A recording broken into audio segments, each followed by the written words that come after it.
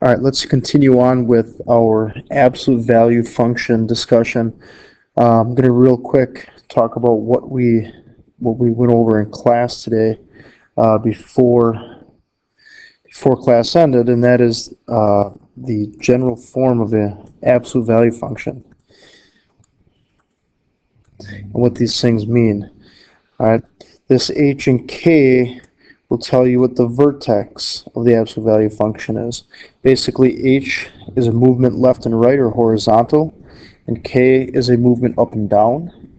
So h comma k is your vertex.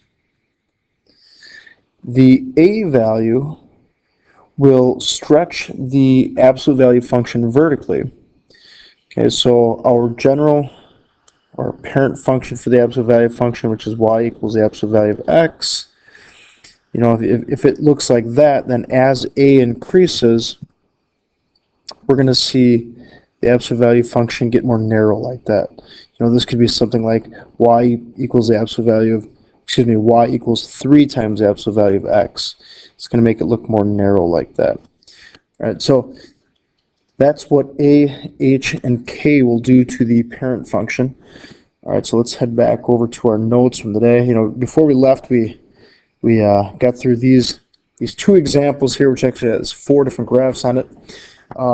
Notice in example 2, notice that when it says plus on the inside of the absolute value function, h is actually negative because it's x minus h inside the absolute value function. So we're actually moving left instead of right. So we're going to be moving left 3. And if it's negative, or x minus 3, we're going to be moving to the right.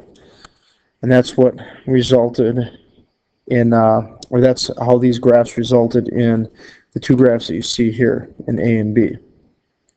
All right, example 3 in the back side. We got all sorts of fun stuff going on here. And I've already had questions about, you know, in the homework, what happens if there's a negative? Well, we're about to see. So let's take a look at the vertex first here. The vertex of this absolute value function is the opposite of what you see in there, so negative 3, comma, and then the same value that you see right there, negative 2. That's our vertex. So I'm going to go and put our vertex, negative 3, negative 2, on our graph. Okay, that's our vertex right there. Now, this, we said, this a value is the slope of the right side.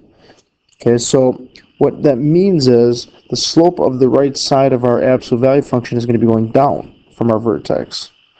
The left side will then be a positive slope. In other words, when the a value is negative, then the absolute value function is going to open down. Okay, so we know this absolute value function is going to look like this or something like that. It's going to be opening down.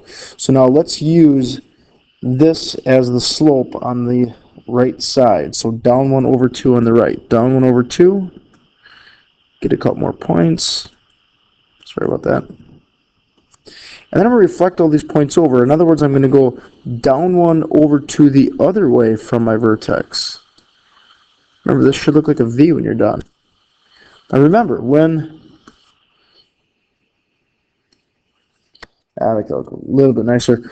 Remember when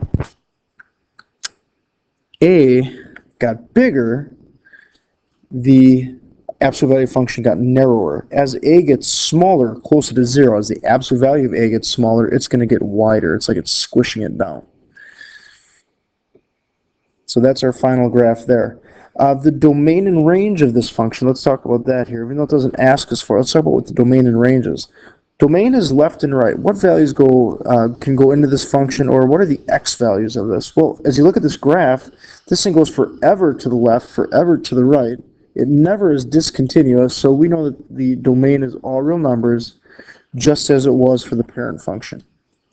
The range, this thing has no values higher than right there, negative 2.